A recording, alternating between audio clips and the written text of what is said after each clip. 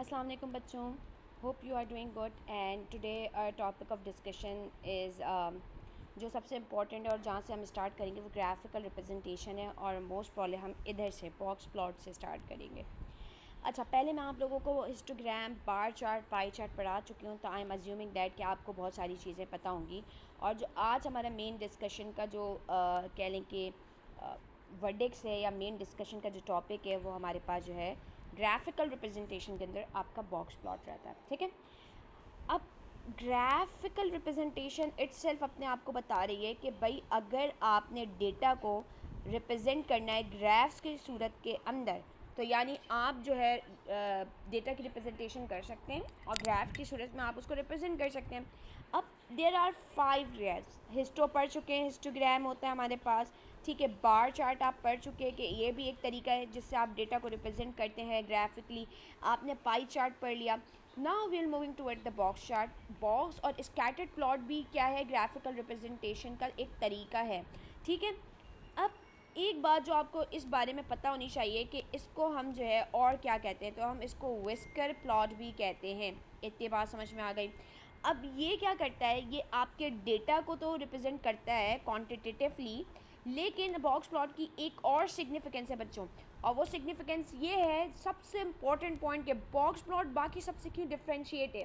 तो बच्चों ये इसलिए डिफ्रेंशिएट है या ये इसलिए सिग्निफिकेंट है कि ये आपको आउटलायर्स की इन्फो देता है। ये आउटलायर्स को ग्राफिकली रिप्रेजेंट करता है। आउटलायर्स आप इसके ज़रिए से जो है ना पता कर सकते हैं। अब बच्चों आउटलायर्स क्या होते हैं, तो आउटलायर्स आपके डेटा के अंदर वो वैल्यू, वो नंबर या वो डिजिट्स हैं जो कि आपकी एक्सट्रीम लिमिट्स पे मौजूद होते हैं। एक्सट्रीम लिमिट्स का मतलब क्या हो गया भाई, मैंने ऊपर जो है वो एक वो रखा है आप लोगों के लिए, मैं आपको दिखाती हूँ एक्सट्रीम लिमिट का मतलब क्या हो गया। लेकिन एक्सट्रीम लिमिट पे जो नंबर्स मौजूद होते हैं उनको हम आउटलायर्स कहते हैं। ठीक है, ये बात समझ में आ गई। ऊपर मैंने एक जो है आपको डेटा प्रेजेंटेशन दिखाई है बच्चों कि ये बॉक्स प्लॉट जो है वो किस तरीके से आउटलायर्स को बताता है। तो देखें, ये पहला सेट ऑफ डेटा है जिसमें हमने एग्ज़ाम स्कोर्स के बारे में बात की है और हमने बोला कि ये सारे नंबर्स जो हैं वो स्कोर्स को बता रहे हैं, किसी ना किसी समहाउ स्कोर को डिफाइन कर रहे हैं। ठीक है, टोटल बच्चे जिनका हमने डेटा लिया है वो 10 बच्चे हैं। ठीक है, 10 ऑब्जर्वेशन है हमारे पास और इन्होंने ये जो है ना नंबर्स हासिल किए हैं, जो कि रेंज क्या बन रही है 10 से 16। सही है, बात समझ में आ रही है, डेटा समझ में आ रहा है कि सबसे कम नंबर 10 हैं और सबसे ज़्यादा नंबर जो है वो आपके पास क्या है 16 हैं। और 10 बच्चों के नंबर्स हमने एग्जाम स्कोर्स के जो है वो रिकॉर्ड किए हैं and this is a one set of the data.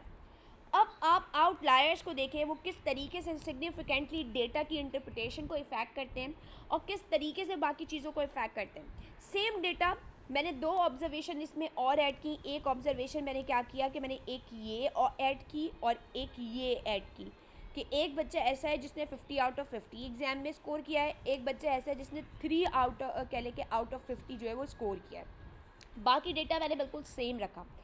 ये जो बाहर आपकी एक्सट्रीम वैल्यूज़, नंबर, डिजिट्स आ गए डेटा के आउटसाइड, एक तो सेंट्रल डिस्ट्रीब्यूशन डेटा है जो कि बीच के अंदर आपका मौजूद है।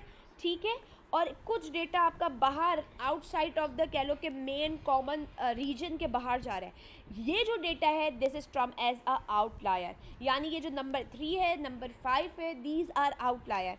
जो छोटा है वो लोअर आउटलायर कहलाता है और जो बड़ा नंबर होता है वो अपर आउटलायर कहलाता है। तो अब आप देखें यहाँ पर रेंज जो है, जो मैंने रेंज बनाई है कि जो आपके पास फॉर एग्जांपल अगर आपको रेंज का फॉर्मूला पता हो तो आपको कह लें कि मैक्सिमम माइनस इनिशियल कह लें कि मिनिमम होता है।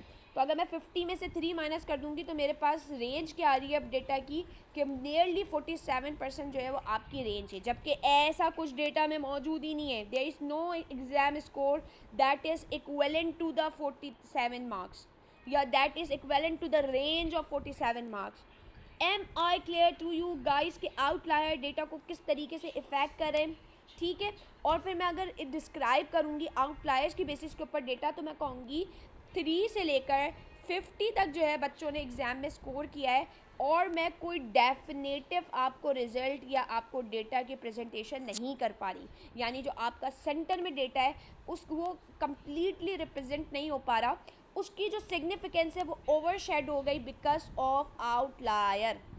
तो व्हाट डज इट मीन, अगर आपके सेंट्रल का डेटा जो है, सेंट्रल डेटा है यानी सेंट्रल टेंडेंसी वाला जो डेटा है, अगर उसकी जो सिग्निफिकेंस है वो ओवरशेड हो गई या उसकी सिग्निफिकेंस छुप गई है, यानी मीन मॉड मीडियन जो है वो जो है इफ़ेक्ट होता है आपके पास किससे, आपके पास आउटलायर से, ये बोला जा सकता है बच्चों। बात समझ में आई। अब देखिए यहाँ पे मैंने डेटा को कैलकुलेट करके दिखाया है बच्चों कि किस तरीके से मैंने क्या करा कि मैंने पहले फर्स्ट सेट का डेटा जो है वो मैंने कह लें कि कैलकुलेट किया। फर्स्ट सेट का डेटा जब मैंने कैलकुलेट किया तो ये सारी ऑब्जर्वेशन को सम अप किया, आपको मीन का फॉर्मूला पता होना चाहिए, और उसको टोटल नंबर ऑफ ऑब्जर्वेशन से डिवाइड किया, तो मीन मेरे पास ये बन रही थी बच्चों 12.5। लेकिन जब मैंने 3 और 50 के आउटलायर्स को ऐड किया और टोटल नंबर ऑफ ऑब्जर्वेशन अब 12 हो गई, उनसे डिवाइड किया तो मेरे पास 14.8 आया। तो पता लगा कि मीन जो है आपके पास चेंज हो गया आउटलायर आने की वजह से। बात समझ में आई कि सेंट्रल टेंडेंसी की जो वैल्यूज़ हैं यानी मीन, मॉड, मीडियन, आउटलायर से इफेक्ट होती हैं। सही है, ये बात समझ में आ गई। और कैसे होती है मैंने आपको डेटा कैलकुलेट करके भी दिखा दिया। देखिए पहले मीन क्या आ रहा था, अब मीन क्या आ रहा है। ठीक है, आउटलायर्स के साथ मीन जो है वो 14.8 आ रहा है, और वो पहला डेटा सेट जिसके अंदर कह लें कि मीन नहीं था उसका जो आपके पास वैल्यू आ रही है वो ये आ रही है। ठीक है बच्चों, आगे देखते हैं। फिर उसके बाद हमने देखा कि मॉड और मीडियन ऑलमोस्ट सेम रहे इस डेटा सेट के लिए। तो एक स्टेटमेंट जो कि मैं जनरेट कर सकती हूँ और जो मैंने MCQs में भी पूछा था बच्चों कि लीस्ट इफेक्टेड वैल्यू कौन सी होती है आउटलायर से, तो बेटा इसका आंसर है मीडियन वैल्यू जो है सबसे ज़्यादा लीस्ट इफेक्टेड होती है। ठीक है, मोस्ट इफेक्टेड वैल्यू जो होती है आउटलायर से वो कौन सी होती है, वो मीन होती है। और वो वैल्यू जो कि बिल्कुल ही इफेक्ट नहीं होती या बिल्कुल ही उसके चांसेस कम हैं, वो आपके पास मॉड होती है। मोस्ट ऑफ द टाइम जो है आपका मॉड चेंज नहीं होता है। देखें यहाँ पे भी मॉड आउटलायर्स के साथ भी 12 है, मीडियन भी आउटलायर्स के साथ 12 है। ठीक है, समहाउ अगर डेटा की कुछ सिग्निफिकेंट वैल्यूज चेंज होंगी तो मीन चेंज होने के चांसेस फिर भी थोड़े बहुत होंगे as compare to mode. Mode सबसे लीस्ट है, मॉड बिल्कुल ही सिग्निफिकेंटली चेंज नहीं होता। तो आपका जो क्वेश्चन पूछा गया था आपसे बच्चों पेपर के अंदर वो ये पूछा गया था लीस्ट इफेक्टेड वैल्यू जो है या सेंट्रल टेंडेंसी की जो आपके पास क्या लें कि न्यूमेरिकल वैल्यू है वो कौन सी वैल्यू है जो कि इफेक्ट नहीं होती है, लीस्ट इफेक्ट होती है। तो आपका आंसर था उसमें मीडियम। ठीक है, और most affected mean. Am I clear to you guys till now? आपको समझ में आ गया। इसके अलावा भी कुछ चीज़ें जो कि आपको पता होना चाहिए बॉक्स प्लॉट के बारे में। बॉक्स प्लॉट जो है ना वो आपको 5 डिजिट समरी देता है। 5 डिजिट समरी का मतलब क्या हो गया बच्चों? 5 डिजिट समरी का मतलब हो गया कि 5 बातें बताता है किसी भी डेटा के बारे में। ठीक है, वो क्या क्या बताता है आपको? 2 आउटलायर्स बताता है। कौन से आउटलायर्स? एक मिनिमम आउटलायर कौन सा है, लोअर डिजिट आउटलायर कौन सा है, और एक मैक्सिमम आउटलायर कौन सा है। इसके अलावा आपको बॉक्स प्लॉट के थ्रू जो है वो मीडियन की वैल्यू पता लगती है। इसके अलावा आपको Q1 एंड Q3 पता लगते हैं, यानी फर्स्ट कोटाइल का आपको इन्फो मिलती है, और आपके पास थर्ड कोटाइल की भी इंफॉर्मेशन जो है वो आपको बॉक्स प्लॉट देता है। बच्चों मैं कोटाइल को यहाँ पे डिफ़ाइन करती हुई चलती हूँ कि मैंने आप लोगों को पहले कोटाइल का जो है डेटा प्लॉटिंग सिस्टम बता दिया है। ठीक है, क्या बताया था मैंने कि एक डेटा है फॉर एग्जांपल, और उसको मैंने अगर 4 इक्वल हिस्सों के अंदर डिवाइड कर लिया 1, ठीक है, 1 2 3 and 4, yes, just wait a minute, let me, yes, मैंने डेटा को 4 हिस्सों में डिवाइड कर लिया। थोड़ा सा और चाहिए मुझे data, just wait a minute.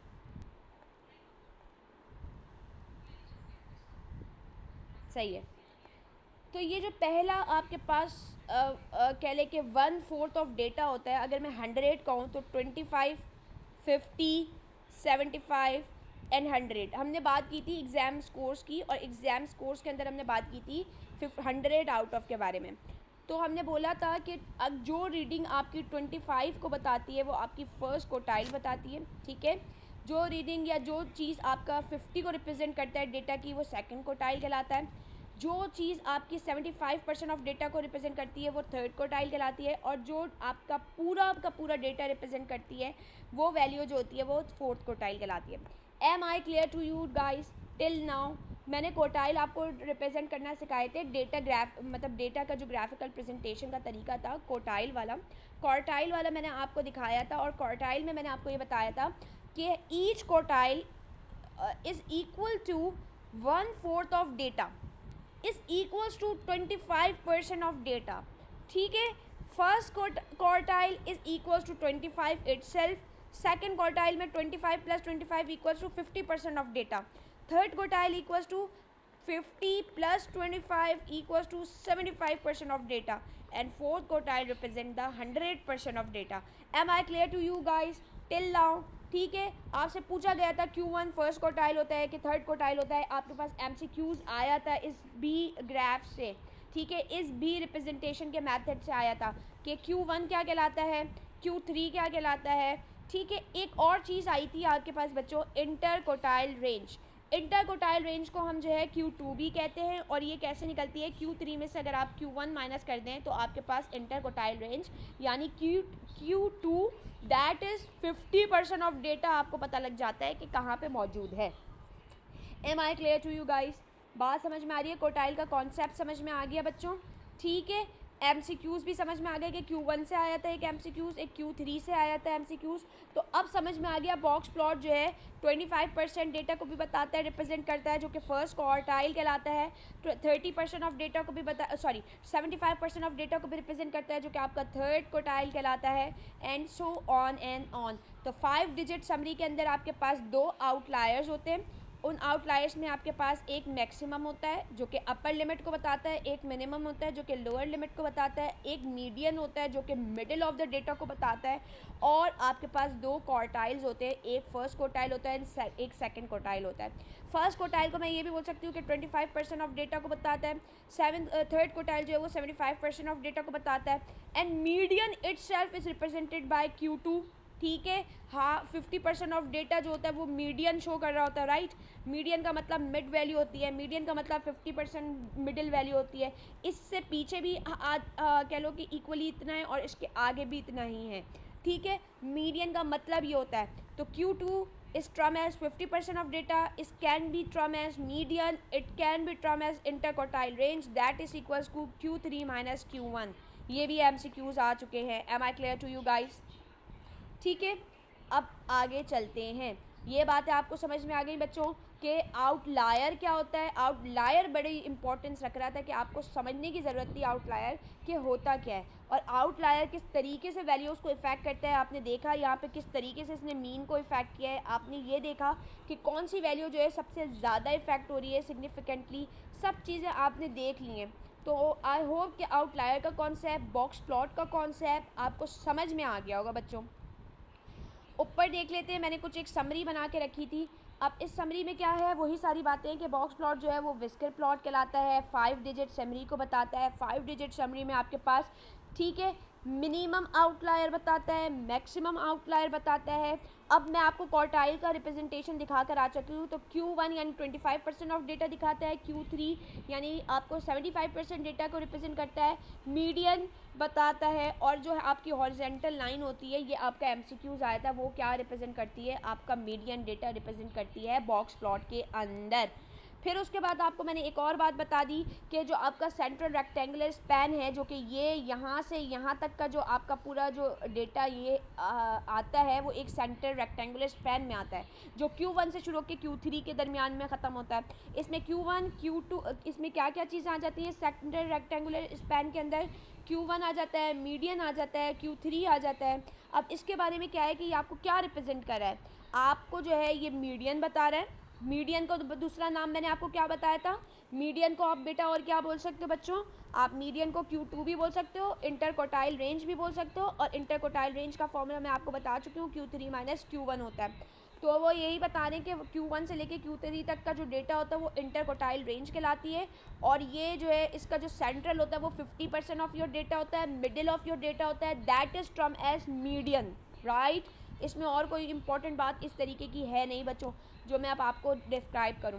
अच्छा, ये यहाँ पे एक बॉक्स प्लॉट बनाया हुआ है बच्चों, ज़रा इसको मेरे साथ पढ़ना देख लो, ठीक है। ये देखो, इन्होंने ये सेंट्रल, ये जो इन्होंने चीज़ बनाई है इसको सेंट्रल रेक्टेंगुलर स्पैन कह सकती हूँ मैं। इसमें जो मिडिल आपके पास जगह बताई है वो आपको मीडियन कहलाती है, जो कि किसके बराबर है, 9 के बराबर है। This is term as median in Q2। इसकी जो फर्स्ट वाली कह लें कि जो कैलिब्रेशन है वो 7 पे आके खड़ी हो रही है, that is equals to Q1 25% of data. ठीक है, जो दूसरी कैलिब्रेशन है वो 11 पे आके खड़ी हो रही है, that is equals to Q3।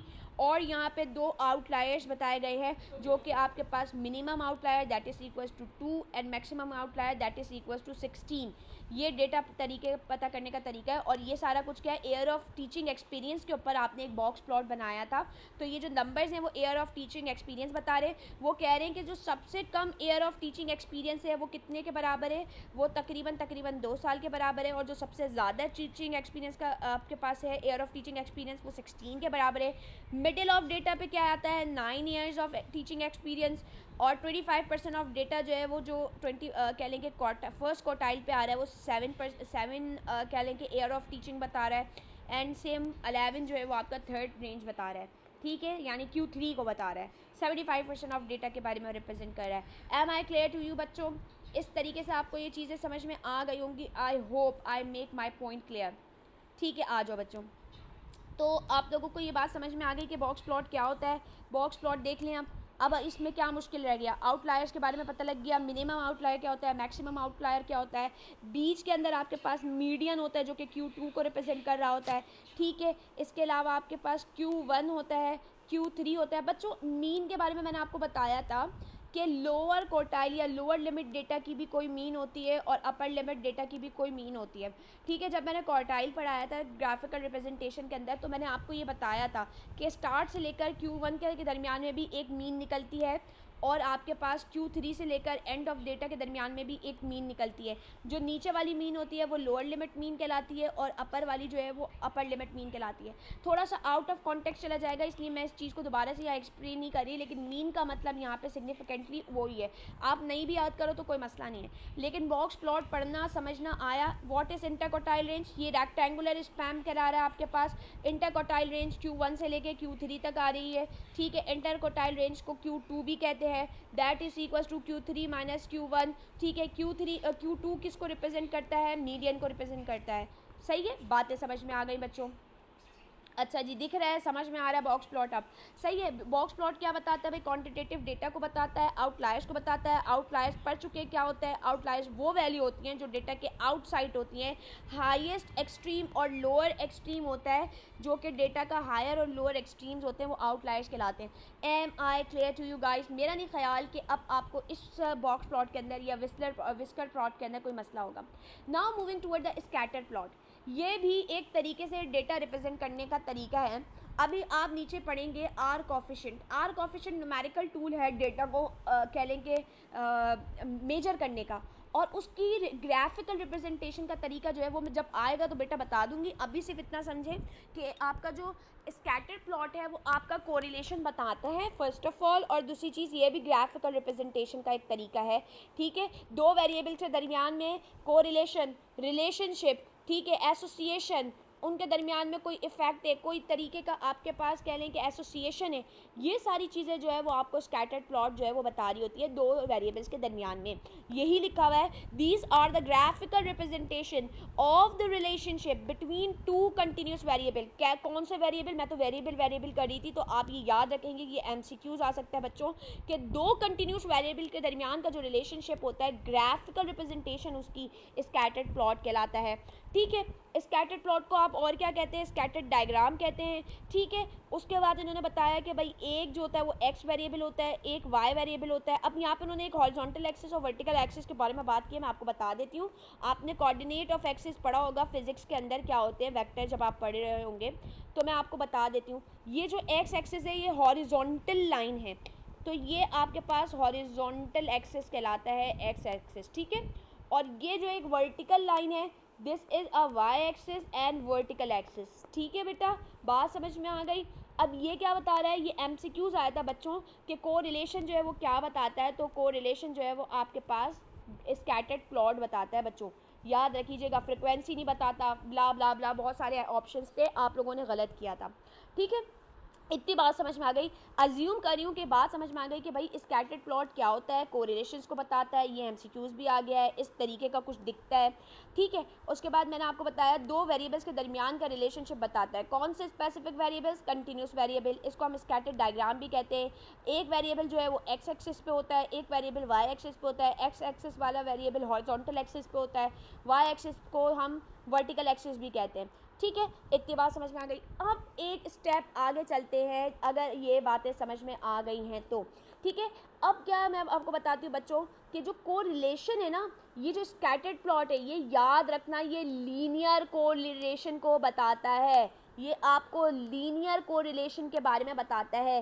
Sidhi line वाला कोरिलेशन जो होता है उसके बारे में बताता है। Straight line, linear, whatever you want to say, this relationship is determined by the scattered plot. नीचे आते हैं, थोड़ी सी चीज़ों को समझाती हूँ, फिर ऊपर लेकर आऊँगी बच्चों आपको। ये मैंने यहाँ पे स्कैटर्ड प्लॉट के बारे में बताया है कि स्कैटर्ड प्लॉट क्या बता रहा है, कोरिलेशन को बता रहा है। और which correlation? Linear correlation, straight line correlation between two continuous variable. अब मैं आपको वो वाला कॉन्सेप्ट समझाने लगी हूँ कि पॉजिटिव वन क्या है, नेगेटिव वन क्या है, और इसके अलावा ज़ीरो कोरिलेशन क्या है। तो मैंने यहाँ पे एक प्लॉट किया है ग्राफ को एज वर्सेस हाइट के दरमियान में।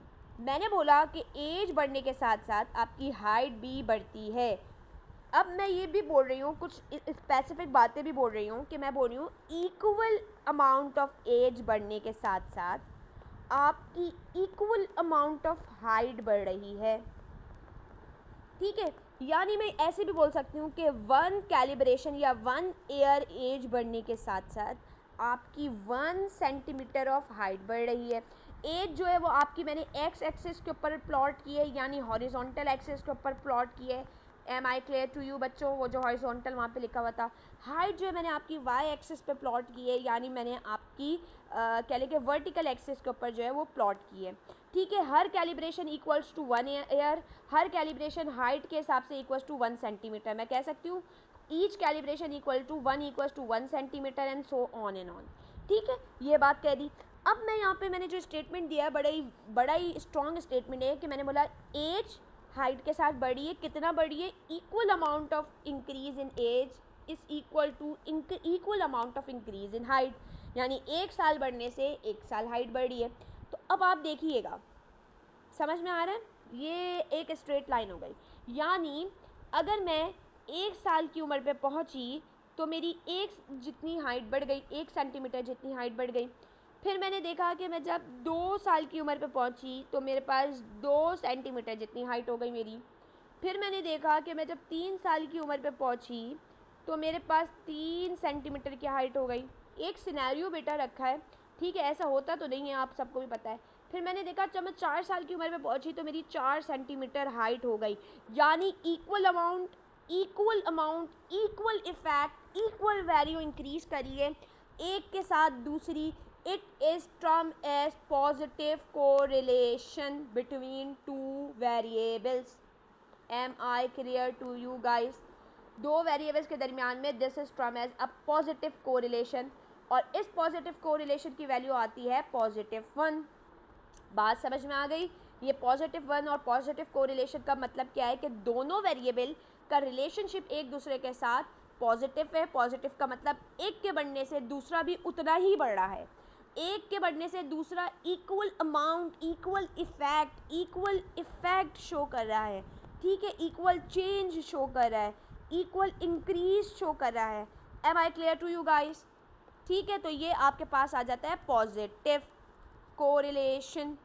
फिर मैं बोलूँ, मैंने यहाँ पे एज रखा है और यहाँ पे मैंने आई साइड रखी है बच्चों। मैं बोलूँ कि एज के बढ़ने से आपके पास आई साइड जो है वो कम हो रही है, सही है। मैंने एक कैलिब्रेशन मतलब मैंने एज जो है 1 कैलिब्रेशन इक्वल्स टू 10 ये रखा, ये इस पे मत जाना, लेकिन और मैंने जो है 1 कैलिब्रेशन इक्वल्स टू 1 साइड आई रखा, मतलब 1 मार्क रखा, 1 स्कोरिंग कह लो कि रखी। अब मैंने कहा कि पहले जब वो 10 साल का था तो उसकी 6x6 आइज़ थी, ठीक है, 6x6 थी उसकी आइज़, उसको कुछ भी आँखों में कोई मसला नहीं था या उसकी आँखें कमज़ोर नहीं थी। लेकिन जैसे जैसे उसके साथ जो है ना कह लें कि उसकी उम्र बढ़ी, तो हुआ ये कि जैसे जैसे इक्वल अमाउंट ऑफ एज बढ़ी, उतना ही इक्वल अमाउंट ऑफ डिक्रीज आया आपकी आई साइट के अंदर। यानी ये मैं बोल सकती हूँ कि एक वेरिएबल जितना बढ़ने के साथ साथ दूसरा वेरिएबल जो आपकी आई साइट है वो डिक्रीज़ हुई। सही है, एक बढ़ा दूसरा कम हुआ, एज बढ़ रही है, ठीक है, आपकी आई साइट क्या हो रही है, कम हो रही है। इतनी बात समझ में आ गई। लेकिन किस तरीके से बढ़ रही है, इक्वली इफेक्ट आ रहा है, यानी इक्वल एज बढ़ने से, एक स्पेसिफिक एक अमाउंट ऑफ एज बढ़ने से एक specific decrease in eyesight आ रहा है। फॉर एग्जाम्पल बेटा सिनेरियो है, ये इस तरीके से सर्टेन नहीं है बातें, ये एक वेक है, बस समझाने का तरीका है आपको कि नेगेटिव कोरिलेशन क्या होता है। वरना फिजिक्स के एग्जाम्पल्स अगर मैं आपको दूंगी तो बड़ी आसानी से आपको समझ में आ जाएंगे। लेकिन हुआ क्या कि मैंने आपको ये बताया कि इक्वली इफेक्ट आया है, इक्वल डिक्रीज आया है इक्वल इंक्रीज की वजह से किसी चीज़ के अंदर। तो दो वेरिएबल्स का रिलेशनशिप जिसमें एक के बढ़ने से दूसरे के ऊपर इफ़ेक्ट आए, दूसरे के अंदर चेंज आए, लेकिन वो चेंज या तो उसके कंपैरिजन में कम हो या बढ़े। ठीक है, this is term as a negative correlation, और ये नेगेटिव कोरिलेशन -1 की वैल्यू शो करता है और स्कैटर्ड प्लॉट उसको इस तरीके से दिखाता है।